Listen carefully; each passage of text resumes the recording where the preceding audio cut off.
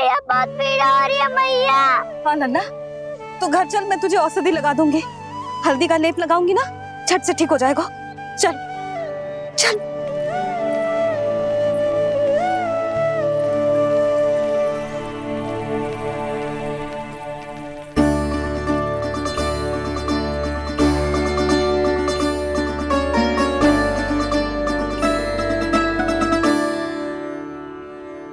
बस लल्ला बस, रो मत। चल चल चल आजा, अभी औषधि लगाऊंगी ना, तेरी सारी पीड़ा लुप्त हो जाएगी। आजा आजा, बैठ जा लल्ला। अभी आई मैं। हाँ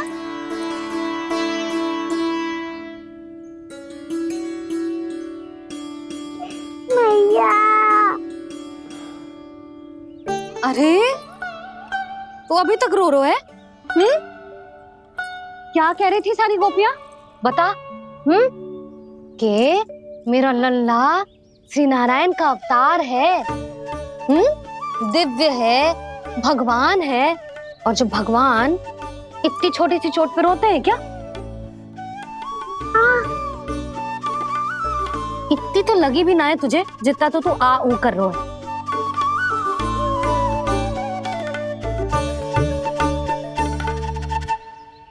आओ ना करूंगो, आप ऐसे दुलार थोड़ी करोगी। ओहो, वृंदावन का गौपालक जे इतनी छोटी सी चोट पे रोता है ना? गोप बालकों का मुखिया इतनी छोटी सी चोट पे रोता है? मेरा लल्ला तो सबसे शक्तिशाली है, जे इतनी छोटी सी चोट तो क्या बड़े बड़े राक्षसों से भी ना घबराता है। हाँ, एक बार में सबको समाप्त कर देता है कि ना? हाँ मैया, यदि कोई राक्षस वृंदावन की ओर तेरी दृष्टि करके आएगा तो सबसे पहले कान्हा को सुरक्षा में खड़ा पाएगा, फिर चाहे जो बाल बन के आए या बगुला बन के।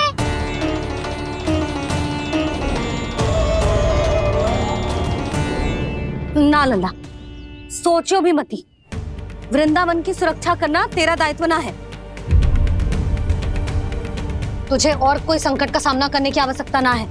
अभी तो मेरी पीड़िता का हरण कर रही थी, अचानक से क्या हो गया मैया को? कोई आवश्यकता ना है तुझे ऐसे संकटों का सामना करने की। आने दे आज तेरे बाबा को, सीधा सीधा बोल दूंगी। बहुत हो गए उनके तर्क वितर्क। मेरा फूल सा लल्ला वन में अकेले गौचारण के लिए ना जाएगो। आज बगुले ने निकल लियो, कल कछु और हो जाए तो? नारायण ना करे, कहीं कछु ऊंच नीच तुझे कछु हो जाए तो? मैं तो जीते जी मर जाऊंगी।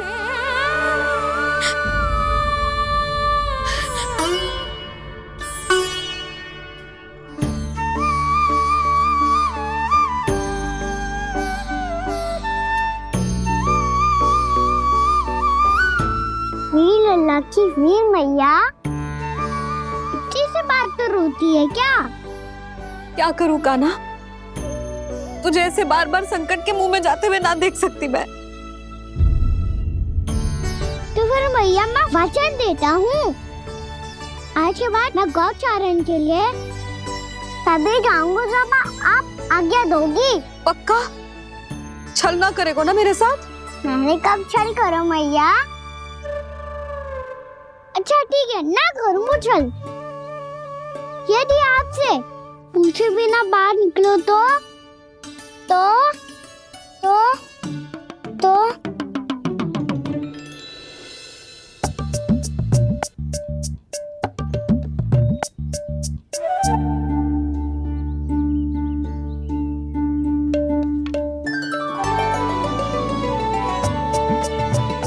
ये रही आपकी छड़ी और ये रही मेरी पीठ। ठीक देना तापर तोड़। ठीक है, जब तूने अपना दंड निर्धारित कर ही लियो है तो सोच ले, अब अगर तूने मेरी बात ना मानी तो तोड़ तोड़ छड़ी पड़ेगी, समझ आई?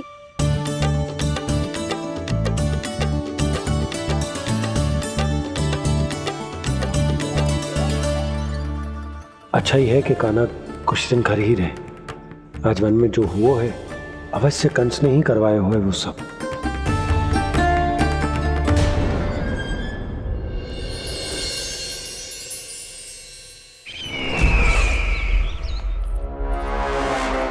आपका ये धनुष तो सबसे अधिक शक्तिशाली था महाराज, ये कैसे टूट गया? कहीं ये बकासुर की पराजय का संकेत तो?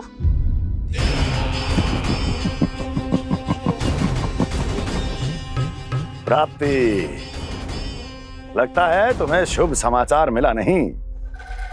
उस बकासुर ने उस विष्णु अवतार को जीवित ही निगल लिया है। अरे अब तक तो उस नन्हे से बालक को पचा भी चुका होगा वो।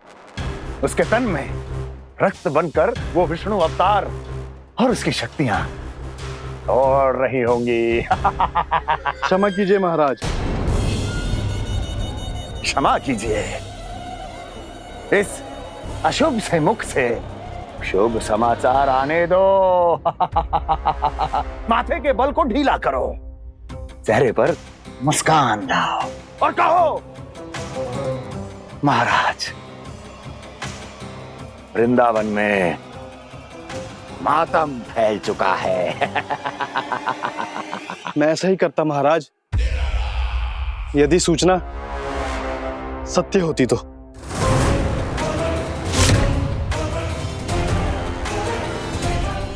कहना क्या चाहते हो? एक क्षण में सूचना उगलो, अन्यथा मेरा योद्धा बकासुर विष्णु अवतार की तरह तुम्हें भी जीवित निगल जाएगा। आने दो। बकासुर मारा गया महाराज, बकासुर मारा गया महाराज, बकासुर मारा गया महाराज। बकासुर मर चुका है? असंभव। असंभव। बकासुर ने उस बालक को निगल तो लिया था, पर उसकी सुरक्षा करने के लिए सभी देवता वहां प्रकट हो गए, पर फिर भी कोई बकासुर का सामना नहीं कर पाया। और फिर क्या हुआ? वो बालक स्वयं ही बकासुर के उदर से बाहर आ गया और उसकी चोंच तोड़कर उसकी हत्या कर दी।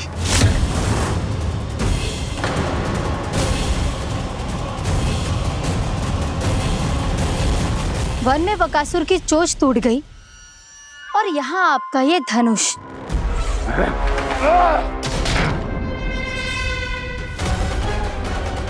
केवल नहीं टूटा तो आपका ये भ्रम महाराज। क्षमा कीजिएगा महाराज, आपका भ्रम टूटना आवश्यक है। आवश्यक है आपको यह आभास होना कि उस विष्णु अवतार को पराजित करने के लिए आपके साधारण योद्धाओं में वो सामर्थ्य नहीं है। अच्छा सर, उतना तृणावर्त, बकासुर,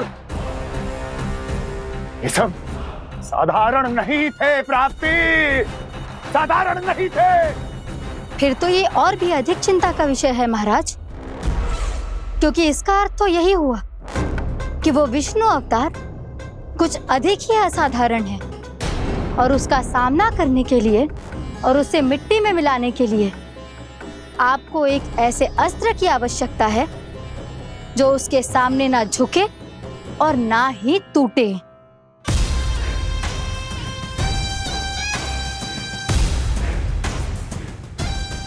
तो फिर मैं ऐसा ही असतर ढूंढूंगा, चाहे आकाश पाताल एक क्यों ना करना पड़े मुझे, 10 दिशाएं 14 भुवन क्यों ना नापने पड़े मुझे। मैं उस असतर को अवश्य ढूंढ निकालूंगा जो उस विष्णु अवतार के प्राणों की डोरी इस धनुष की तरह तोड़ सके।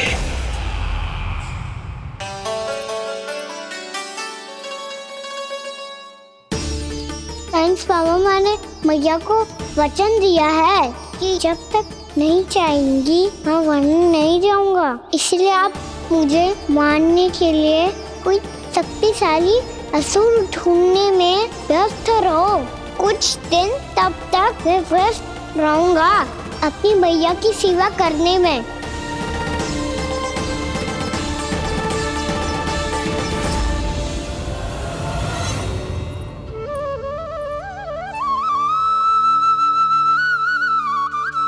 लो मैया, तुलसी जी को चढ़ाने के लिए जल।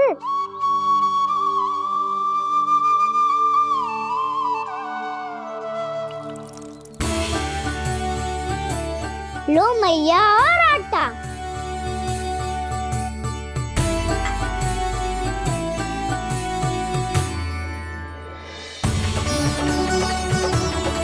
लो मैया, बेलन।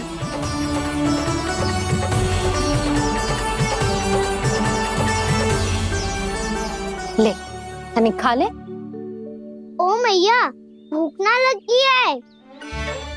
बिना भूख के खाने से क्या लाभ? और तेरा जब पेट तो कह रहा है कि उसे भोजन चाहिए। और लाभ कैसे ना है लल्ला? भोजन का लाभ है ना, तन को पोषण मिलेगो, स्वास्थ्य बनेगो, जे तेरी भुजाओं में शक्ति आ जाएगी ताऊ के जैसी, ताऊ से भी अधिक। तेरे जे केस भी लंबे हो जाएंगे। सच्ची मैया? सच्ची। माप के देख लियो नित्य दिन। तनिक खा।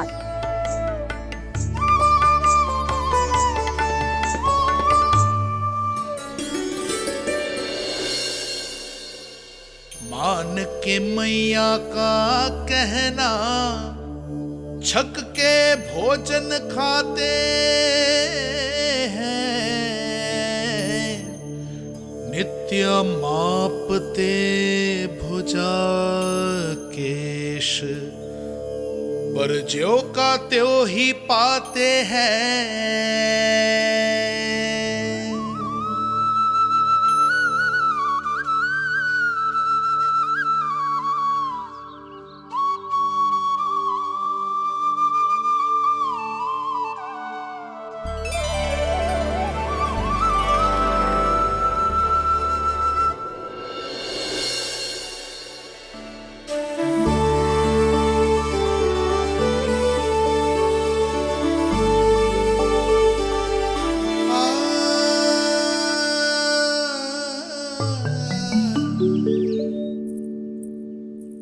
ले लल्ला, फल खा ले।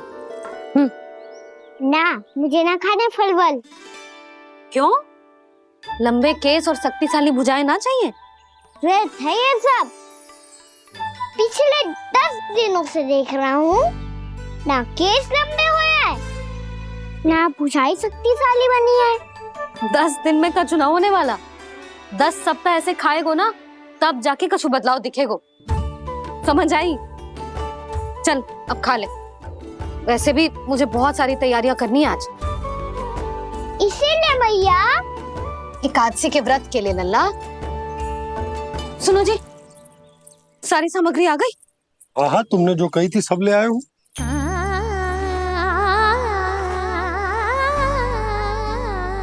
इसमें नारियल तो है ही ना, उसके बिना मैं एकादशी की पूजा कैसे करूंगी? यशोदा, मैंने भोला से कह दिया, वो लेकर आते ही होगा। घबराओ मत। कैसे ना घबराओ जी, आपको पता है ना एकादशी का व्रत मेरे लिए कितना महत्वपूर्ण है। पतो है। अरे इसमें तो दिए भी ना है। दिए ना है? अब मैं अभी लेकर आता हूँ। आप रहने दो, मैं ही लेके आती हूँ। भक्त भोला राम के यहाँ से है। भक्त भोला राम? मेरा अर्थ है कुमार भोला यहाँ के यहाँ से। हाँ हाँ, वो ही।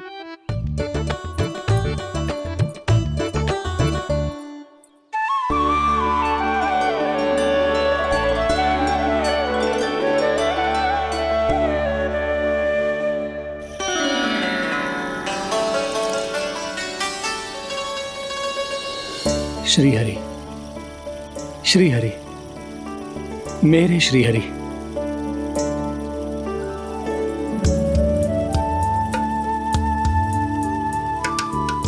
मेरे श्री हरि। भोला राम, मेरी मटकी तैयार है। मेरे श्री हरि, मेरे श्री हरि।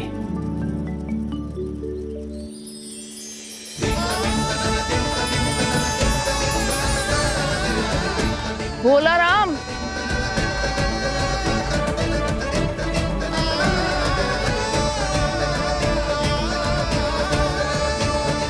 भोला काका, ओ भोला काका।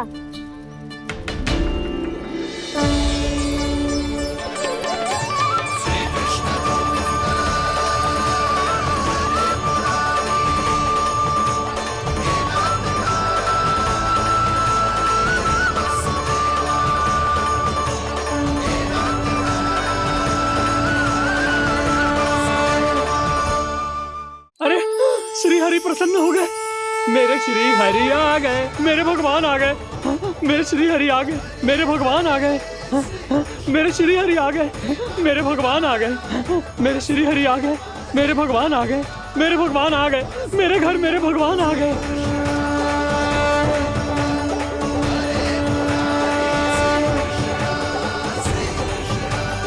मेरे घर आ गए, मेरे श्री हरि आ गए, हाँ मेरे श्री हरि आ गए। ये तो बावले थे ही, अब बालकन को भी साथ में मिला लिए। उज्जवल क्या कर रहा है? अरे ठहर जा भोला।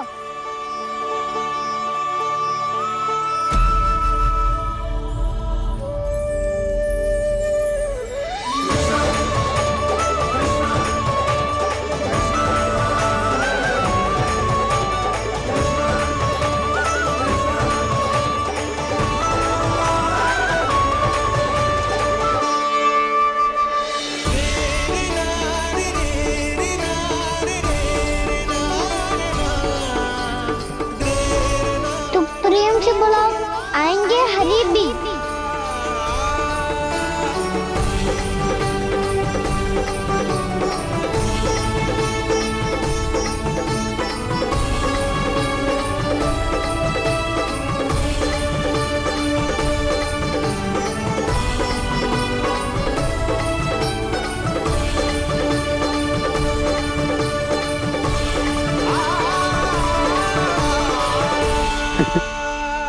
क्या वो गाना? किसकी धुन में झूम रहा तू? निर्मल निशा भक्ति की धुन में।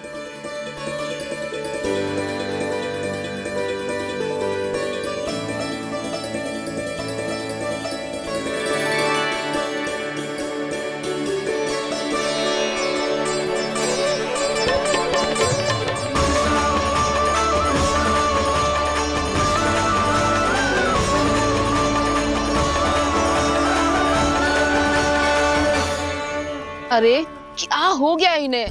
बावले हो गए हैं क्या? ठहरो, कोई आवश्यकता ना है ऐसे बावलों की तरह नाचने की।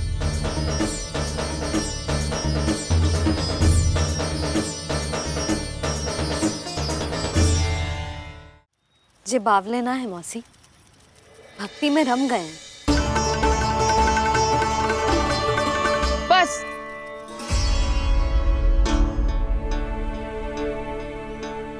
हम सब कब से खड़े हैं यहाँ, पर तुम्हें कुछ ध्यान ही रहा है।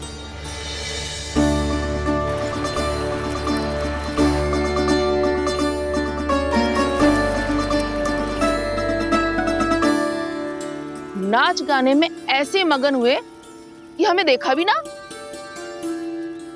मुझे नाचते हुए देख मेरे श्री हरि को इतना आनंद आ रहा था कि मैं अपने आप को रोक नहीं सका। और वैसे भी मेरे जन्म का एकमात्र उद्देश्य है श्री हरि की सेवा करना, श्री हरि को प्रसन्न करना। तुम बावले हो भोला राम, या हमें बावला बना रहे हो? श्री हरि और तुम्हें देख रहे हैं? हाँ, अभी वो यहीं थे, देख रहे थे। भोला काका, आपने भी ना अति कर दी। अब हमें भी बताओ तनी, कहाँ थे श्री हरि?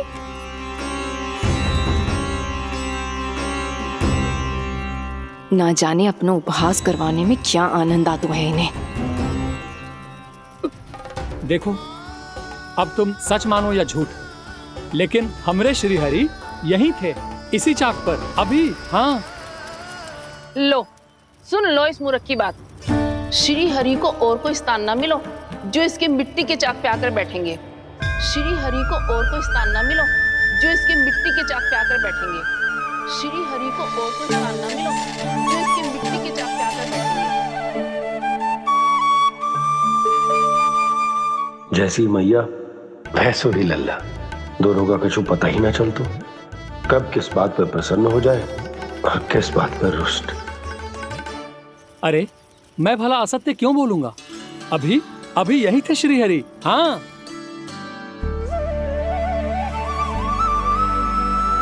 हाँ, जैसे श्री हरि को तो कोई कार्य है ही ना, वो तो आतुर होके बैठे रहते हैं कब तुम हरि हरि बुलाओ और वो दौड़े चले आए।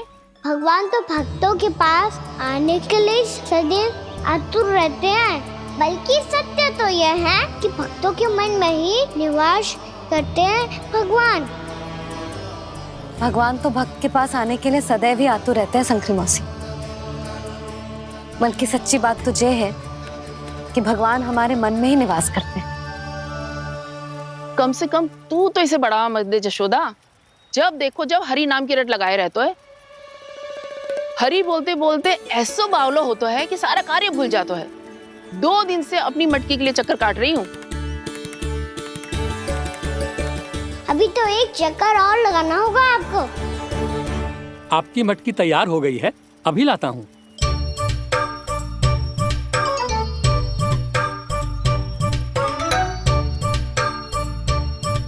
लो जी मटकी।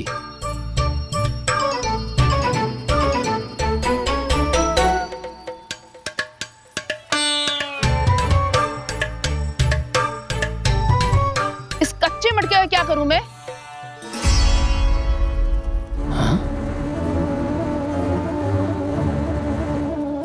पर इसे तो मैंने भट्टी में पकाया था। अब तू ही देख ले कितना ध्यान रहता है इस कार्य पे। और कह तो है कि श्री हरि आते हैं इससे मिलने। हाँ आते हैं और आगे भी आएंगे हमारे श्री हरि हमसे मिलने। और आके मोक्ष देंगे, है ना? मांगूंगा तो मोक्ष भी दे देंगे, मांगूंगा तो मोक्ष भी दे देंगे, मांगूंगा तो मोक्ष भी दे देंगे। अभी तो ये बता कि तू मुझे मेरी मटकी कब देगो? और मेरी मांग कब पूरी करोगे भोला राम जी? मेरो घड़ा मेरे दिए तो तैयार है ना, कल एकादशी की पूजा और व्रत के लिए। एकादशी का व्रत? हाँ, एकादशी का व्रत।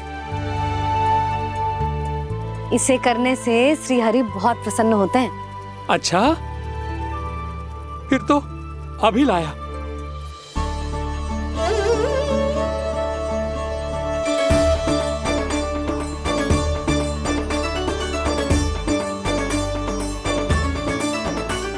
लो जी आपके दिए।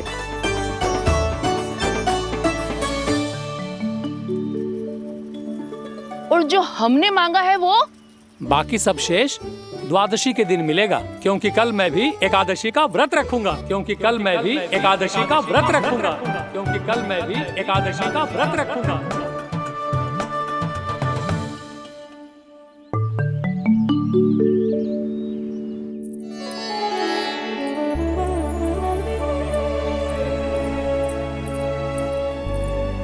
जानकी, फूलों का प्रबंध हुआ कि ना? हाँ भाभी, जे रे। सदैव विलंब कराती है। पर भाभी इस बार तो फूल समय से ही लाई थी। क्या हुआ जशोदा? अभी तो पूजा की तैयारी ना हुई? देखो ना मौसी, ये जानकी ना कुछ छूट ही जाता है इसके कारण। एकादशी की पूजा और व्रत आते ही जसोदा भाभी इतनी वग्र हो जाती है। ऐसो क्या होगा इस पूजा में?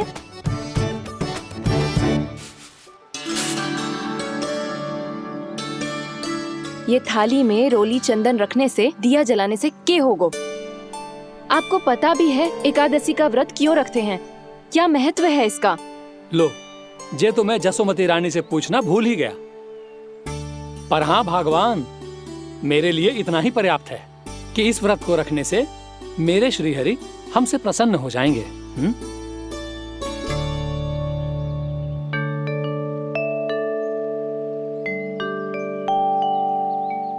नारायण ही जाने ऐसे कैसे पूजा करते हैं जे श्री हरि की एक मूर्ति तक ना है इनके पास।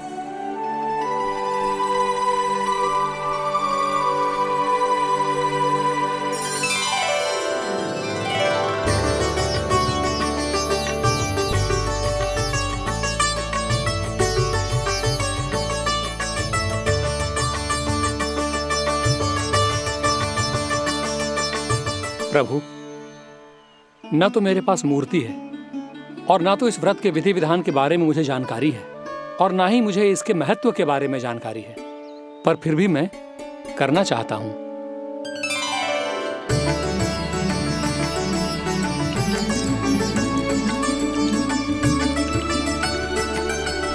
इसीलिए मैं दृढ़ संकल्प लेता हूं, पूरी निष्ठा के साथ, श्रद्धा के साथ और पूरी आस्था के साथ मैं इस व्रत को संपन्न करूंगा।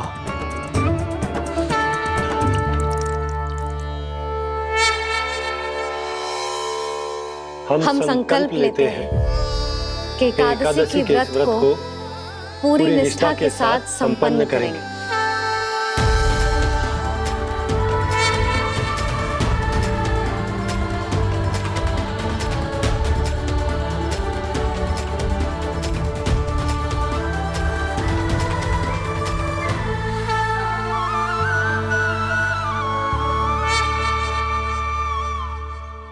तुलसी जी के पत्ते तो हैं ही ना।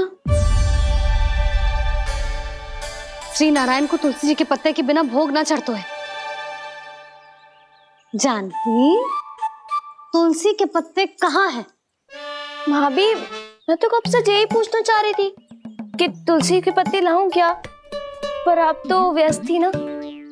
तुझे कितनी बार समझाओ है ना, यदि तेरे कछु करने से किसी और की कोई हानि ना हो रही हो या किसी के अच्छे कार्य में सहायता हो रही हो तो मुझसे आज्ञा लेने की आवश्यकता ना है। समझ गई भाभी, आगे से जाना उनको। ले अभी लेकर आती हूँ।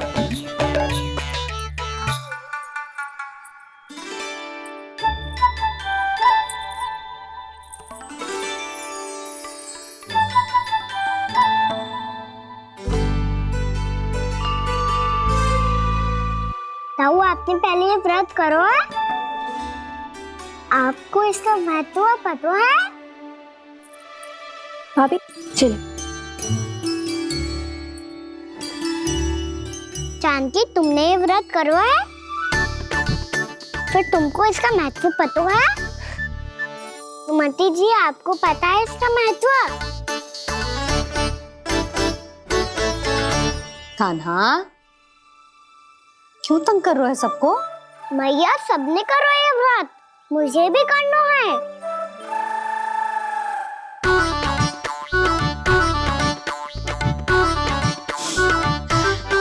ये व्रत केवल बड़ों के लिए होती है लल्ला। जब आप ये व्रत कर सकती हो, बाबा कर सकते हैं,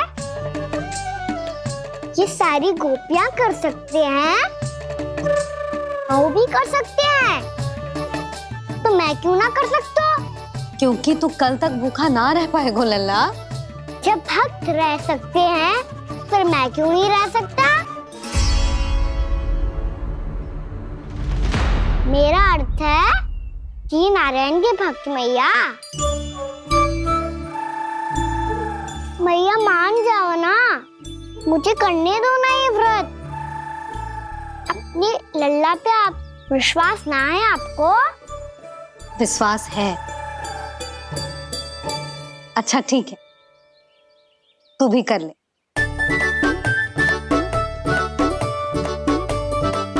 पर मैया, व्रत की कथा तो सुनाओ, मैं तो अबध हूँ ना। मुझे कैसा पता चलेगा कि ये व्रत करते क्यों है?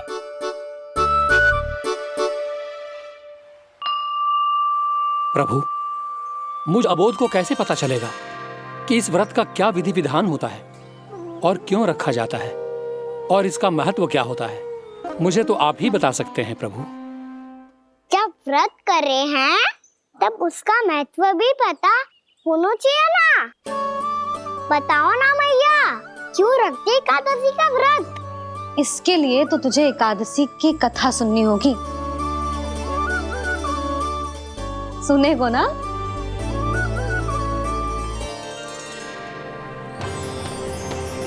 वसुदेव सुतं देवं कंसचाणूरमर्दनम् श्रीहरि, यशोदा परमानन्दं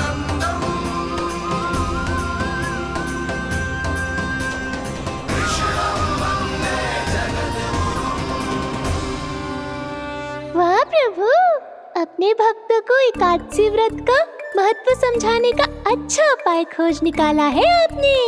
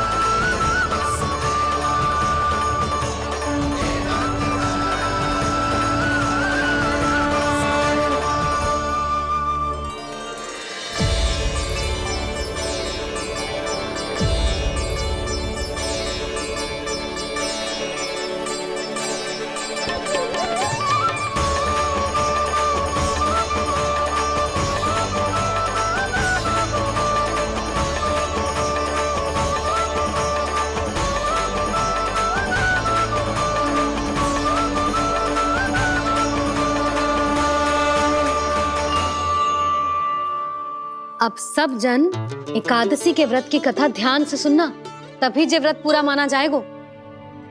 समझो लल्ला?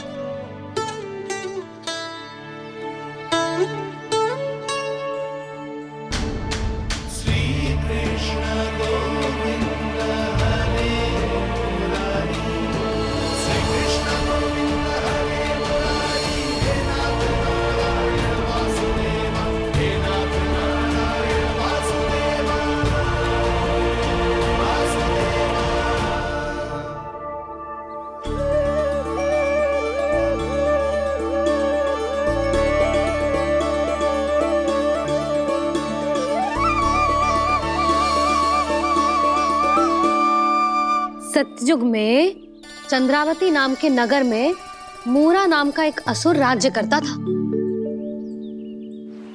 ओम ब्रह्मदेवाय नमः। ओम ब्रह्मदेवाय नमः। ओम ब्रह्मदेवाय नमः। ओम ब्रह्मदेवाय नमः।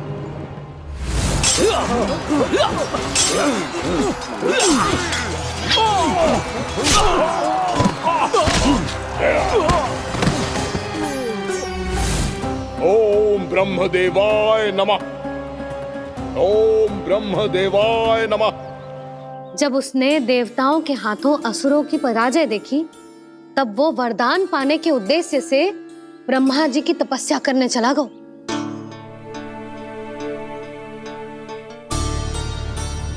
शीघ्र ही मूरा की तपस्या सफल हो गई और ब्रह्मदेव जी उससे प्रसन्न हो गए।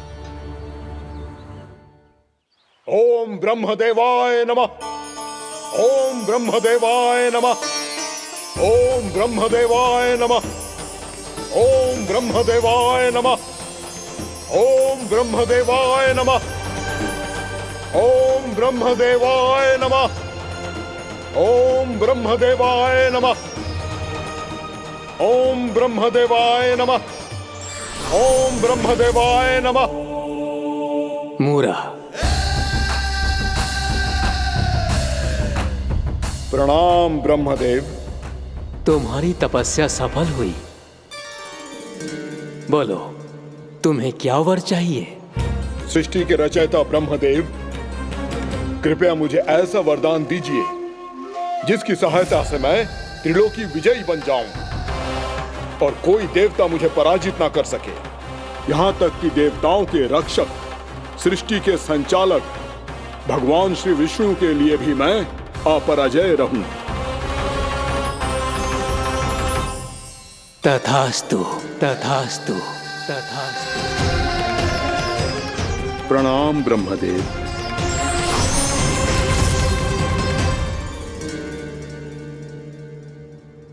ऐसा वरदान पाकर मूरा बहुत अभिमानी होगा। यक्षों, किन्नरों, यहाँ तक कि देवताओं को भी युद्ध के लिए ललकारने लगो, पर किसी ने भी उसकी ललकार को स्वीकार ना करो, क्योंकि सभी उसकी शक्ति से बहुत भयभीत थे और उसके सामने युद्ध किए बिना ही अपनी पराजय स्वीकार करने लगे और फिर दंभ में आके उसने स्वर्ग लोक पर भी आक्रमण कर दिया और देवराज इंद्र तक को चुनौती दे डाली।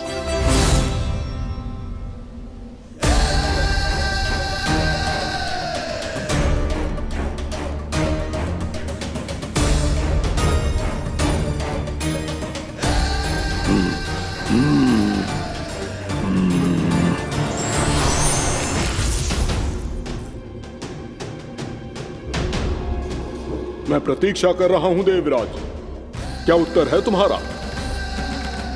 मुझसे युद्ध करोगे या फिर बिना लड़े ही पराजय स्वीकार कर मेरे अधीन हो जाओगे और सौंप दोगे मुझे अपना ये स्वर्गलोक? सारी शक्ति तुम्हारे मुख में है या कुछ बाहुबल भी है तुम्हारे पास? मैं तुम्हारी चुनौती स्वीकार करता हूं मूरा, मैं तुम्हारी चुनौती स्वीकार करता हूं मूरा।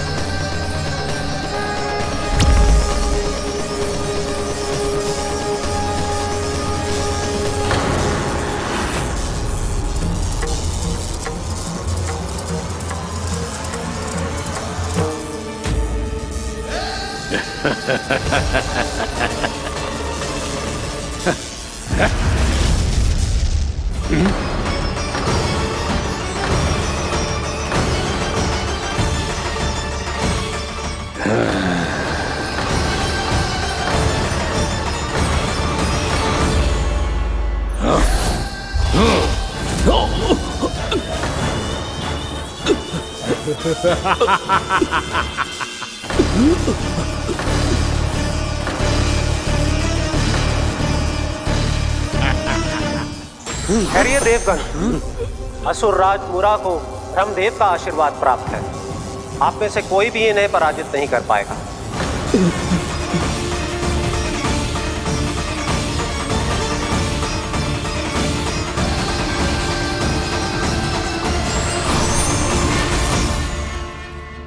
एक अवसर और देता हूं देवराज, युद्ध या अधीनता, क्या उत्तर है तुम्हारा देवराज?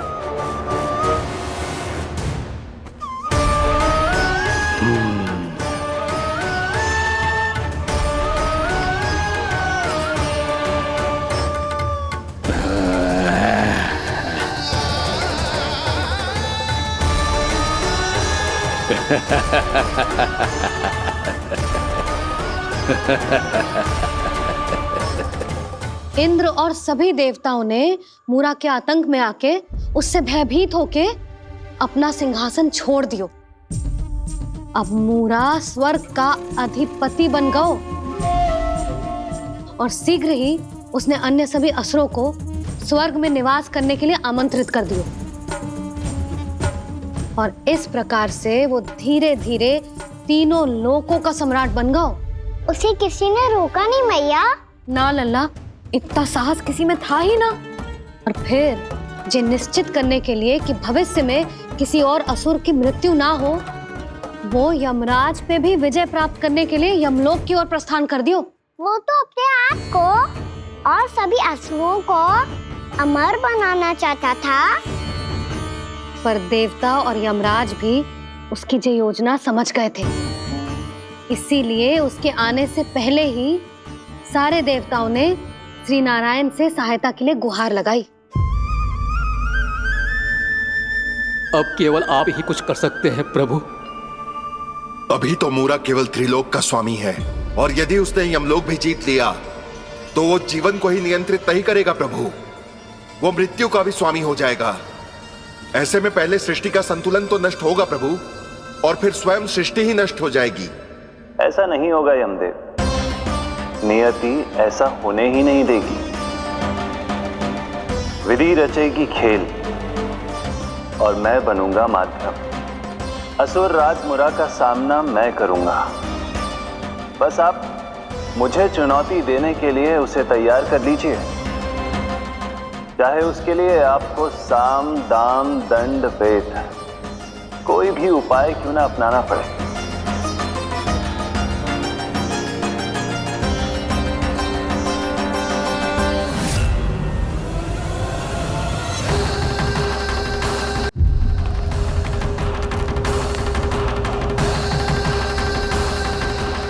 आप तो मेरी प्रतीक्षा में पहले से ही खड़े हैं यमदेव। तब तो आपने मेरी चुनौती के बारे में भी सुना ही होगा। कहिए, क्या उत्तर है आपका? मेरा स्वागत करके अपना राज्य त्यागेंगे या मेरा सामना करके अपने प्राण? हे असुर श्रेष्ठ, मैं आपकी अधीनता स्वीकार करने के लिए तैयार हूं। बस एक विनती है मेरी। शर्त को विनती का नाम देकर बहलाना चाहते हो मुझे यमराज? असुर राज मूरा के सामने शर्त रख पाओ, इतना सामर्थ्य नहीं है तुम में। इसका आभास है मुझे असुरराज, पर मैं आपकी अधीनता स्वीकार करूं इससे पहले आपको स्वामी धर्म का पालन करना होगा। मेरे पुराने स्वामी के क्रोध से मेरी रक्षा करनी होगी आपको। कौन है तुम्हारा पुराना स्वामी? भगवान श्री नारायण। और छोटी माँ, मूरासुर को तो श्री नारायण से भी रक्षा का वरदान प्राप्त था ना? यही तो श्री नारायण की लीला थी बलराम। पर वो राक्षस अपने दम में जे समझ ही ना पाओ कि वो क्या भूल करने जा रहे हैं, और पहुंच गो भगवान श्री नारायण को चुनौती देने के लिए।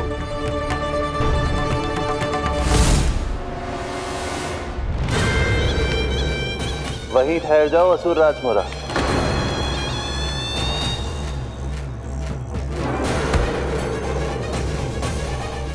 यहाँ क्यों आए? आपको पराजित करने और ये वैकुंठ जीतने, ताकि मैं यमलोक का स्वामी बन सकूं। फिर आओ, युद्ध भूमि में मेरा सामना करो।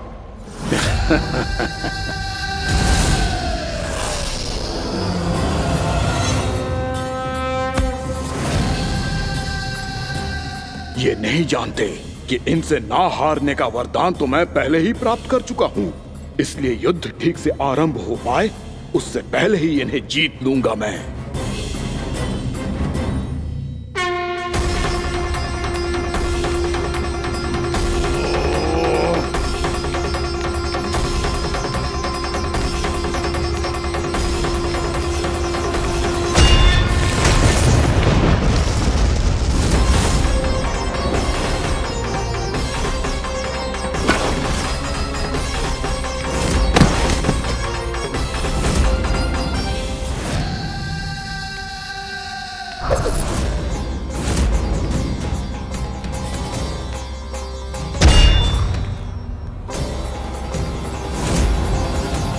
और इस प्रकार जे युद्ध वर्षों वर्षों तक चलता रहो।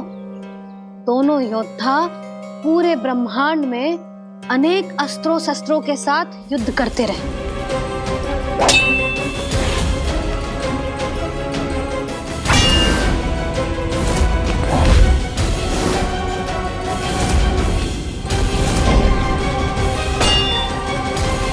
फिर क्या हुआ मैया?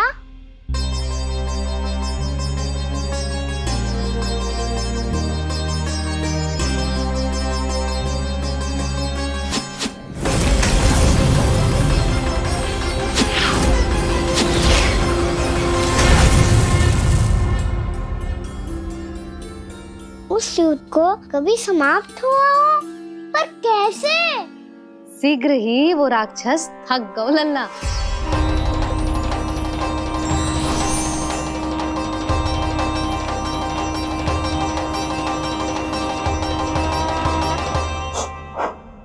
खड़े खड़े देख क्या रहे हैं नारायण? आक्रमण कीजिए, वध कर दीजिए मेरा।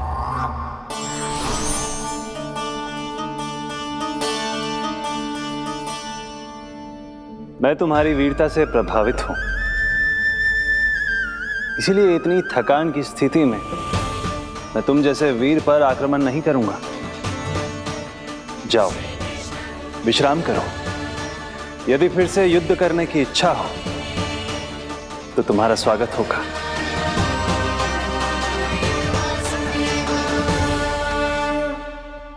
जे कह के श्री नारायण बद्री का आश्रम चले गए और वहां हिमवत नाम की एक कंदरा में ध्यान लगा के बैठ गए। उधर वो राक्षस विश्राम करने लगो। अनेकों दिन बीत गए और अब वो राक्षस मूरा फिर से स्वस्थ होके बलवान हो गया था। उसने अपनी सारी शक्ति फिर से प्राप्त कर ली थी। श्री नारायण ने उस पर दया करी थी, पर वो फिर से श्री नारायण को छलने को तैयार होगा।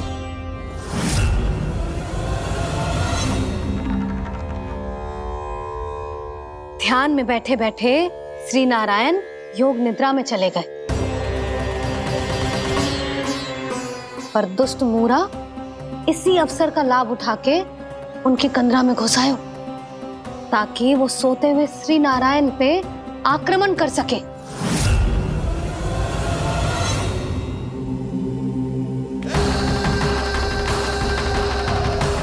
आज इस लंबे युद्ध को जीतकर अपने इस अंतिम शत्रु का भी अंत कर दूंगा मैं।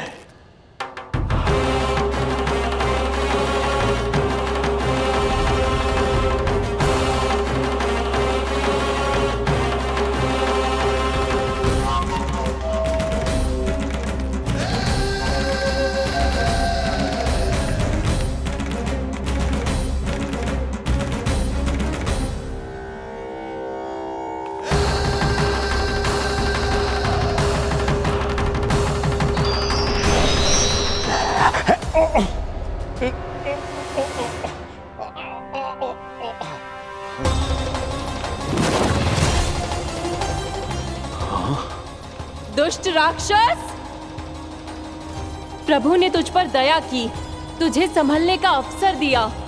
तू इन्हीं पर ही छल से वार करने चला है।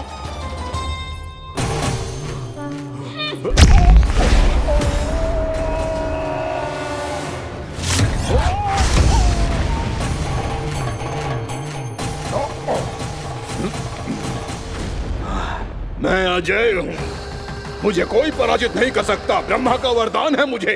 तूने नारायण से अपराजय होने का वरदान मांगा था मूर्ख, उनकी शक्ति से नहीं। ध्यान से देख, मैं तेरी मृत्यु हूँ, मृत्यु।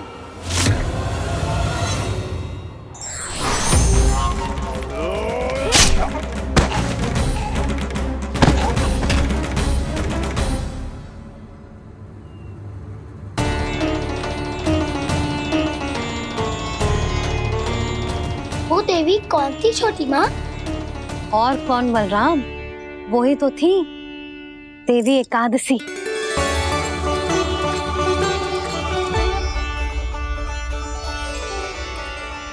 मुझे क्षमा कीजिए प्रभु, आपकी आज्ञा के बिना ही युद्ध करके आपके शत्रु को मृत्यु के घाट उतार दिया।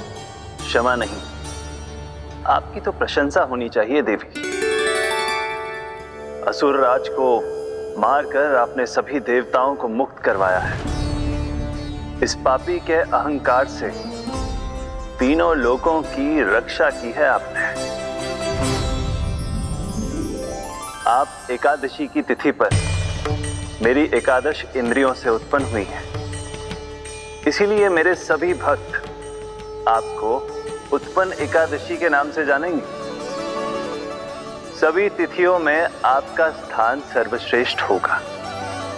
जिस तरह आपने राक्षस के आक्रमण से मेरी रक्षा की है, उसी प्रकार एकादशी के दिन व्रत करके जो भी भक्त आपकी कथा सुनेगा, मैं स्वयं उसकी रक्षा करूंगा। जो आपकी पूजा करेगा उसे मेरी विशेष कृपा प्राप्त होगी, और उसके साथ साथ उसे मिलेगा धन, सिद्धि और मोक्ष।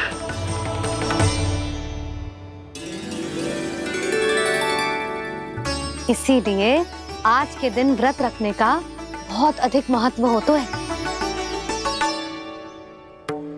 बोलो एकादशी मैया की जय। बोलो श्री नारायण भगवान की जय।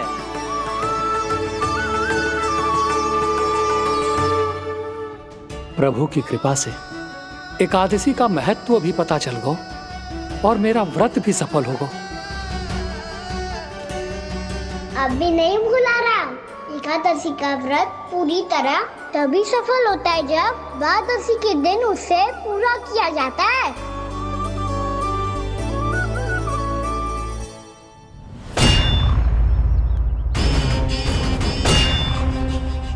आवश्यक है आपको यह आभास होना कि उस विष्णु अवतार को पराजित करने के लिए आपके साधारण योद्धाओं में वो सामर्थ्य नहीं है।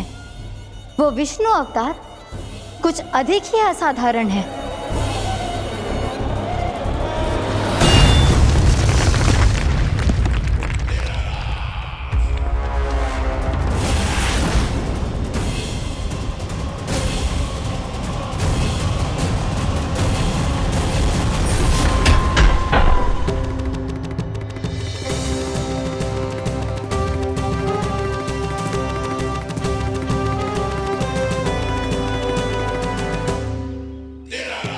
अब मैं दिखाऊंगा उस विष्णु अवतार को असाधारण शत्रु क्या होता है।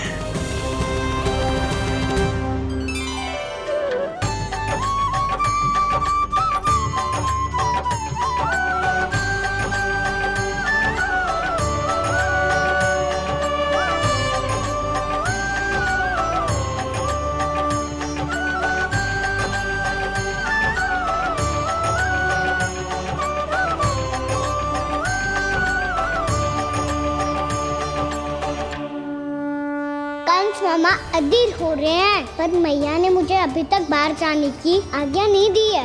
अभी उन्हें किसी और राक्षस को यहाँ भेजने से रोकने के लिए मुझे कुछ करना होगा।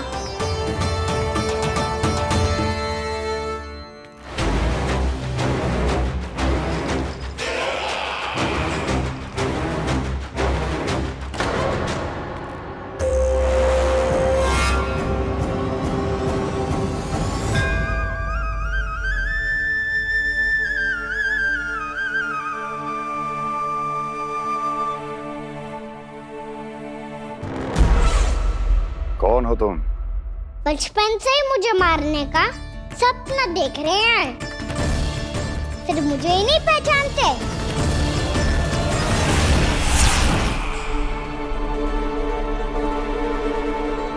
बचपन से विष्णु अवतार। कोई गाना बुलाता है तो कोई मुरलीधर पुकारता है, कोई माखन चोर कहता है, कोई कहता है चिच्चोर। पर विष्णु अवतार इस नाम से तो बस आप ही मुझे बुलाते हो मामा जी। इतना साहस, ये तो यहाँ आ गया है।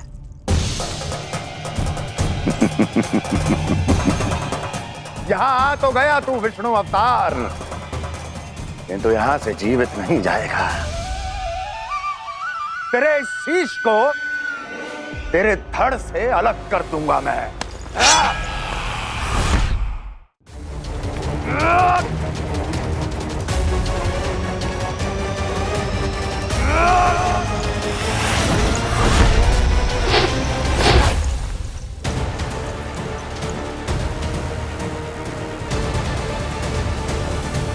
वहाँ कहाँ देख रहे हो मामा जी? मैं तैयार हूँ।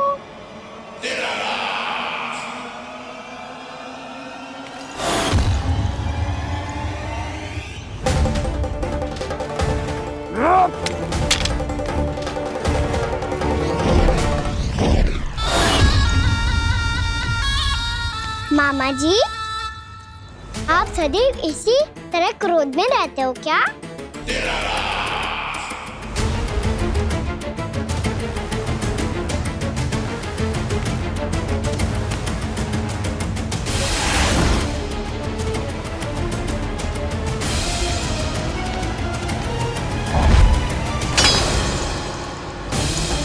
छोड़, छोड़ मेरी तलवार को। छोड़ो तो तब जब पकड़ा हूँ।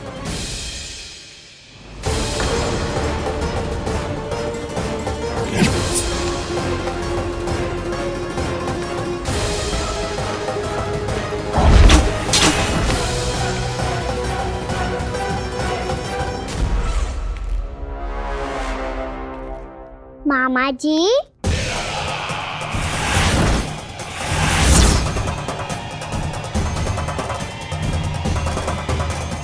आप थक गए होंगे, थोड़ा विश्राम कर लो। पता नहीं, मैं अवश्य से थक गया हूँ।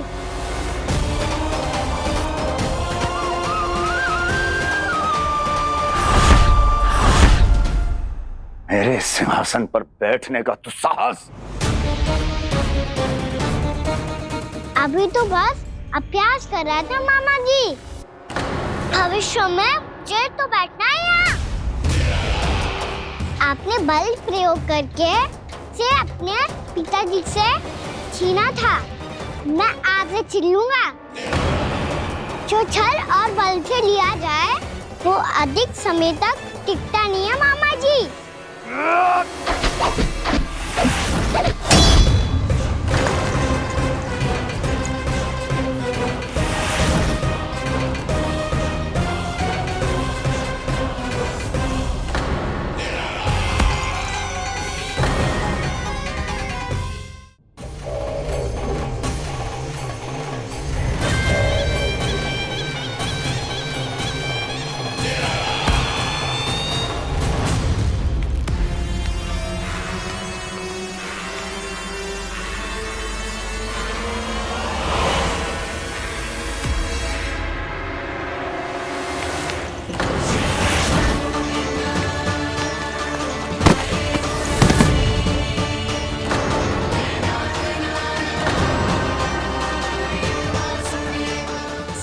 आपको ये सिंहासन छोड़ना होगा।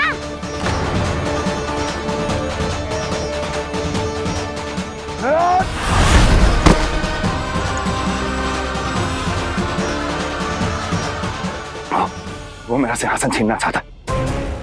वो आ रहा है, वो आ रहा है। सैनिकों, सैनिकों! दुर्जन, बंद कर दो सभी द्वार और झरोखे, सब के सब। इसकी हर संभावना पर इतना कड़ा पहरा बिठा दो कि ना तो कोई महल के भीतर आ सके, ना कोई बाहर जा सके। मुझे महल की चप्पे चप्पे की सूचना चाहिए। जाओ।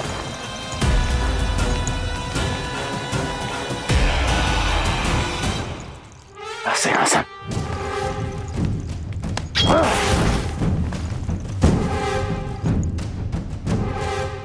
अब आ, दुष्ट मायावी, ए छलिया विष्णु अवतार, मैं कंस तेरी प्रतीक्षा कर रहा हूँ। देखता हूँ मेरे सिंहासन पर कैसे बैठता है तू। मुझे तो बस कुछ समय चाहिए था, वो मिल गया। अब करते रहिए आप प्रतीक्षा।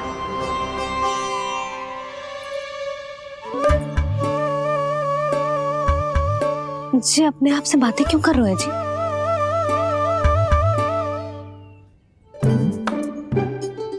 आप मुस्कुरा क्यों रहे हो? ना कछु ना। बताओ क्यों मुस्कुरा रहे हो?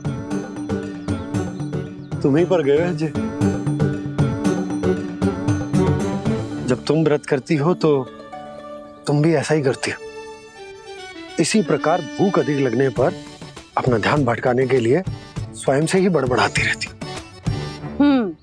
होगा। आपको तो बस मेरा उपहास उड़ाने के लिए बहाना चाहिए।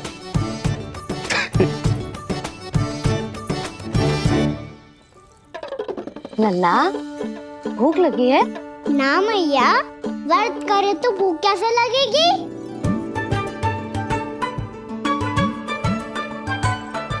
यदि लगी हो तो छोटे बालकों को थोड़ी बहुत भूल चूक क्षमा होती है। कछु ना तो फल तो तू खा ही सकते है। अब तो पूरे नियम और विधि विधान से व्रत तोड़ूंगा। कल द्वादशी के सुबह मुहूर्त के अनुसार। ठीक।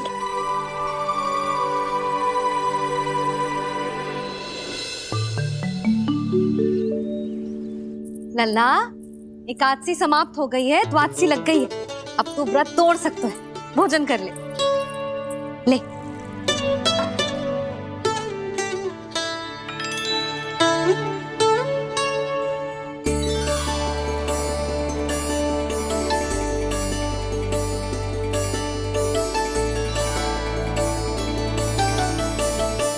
आज तो कार्य कर लीजिएगा। मैं ना चाहती कि सब गांव वाले फिर से आपका उपहास उड़ाएं। अरे, इसी क्षण कार्य आरंभ करना आवश्यक ना है।